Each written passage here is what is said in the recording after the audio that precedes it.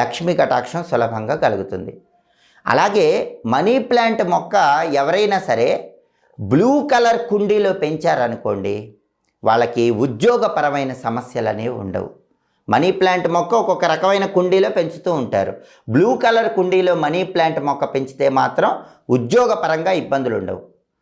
అలాగే money plant మొక్క పెంచేటప్పుడు ఆ మనీ ప్లాంట్ మొక్క ఉన్న కుండీలో 11 రూపాయి బిళ్ళలు మట్టి తీసి పాతి పెట్టేస్తే కనుక తొందరలోనే మంచి ఉద్యోగం వస్తుంది.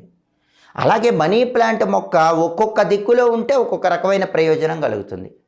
మీ ఇంటి ఆవరణలో మనీ ప్లాంట్ మొక్క ఈశాన్యం మూల ఉందనుకోండి, మానసిక ప్రశాంతత కలుగుతుంది.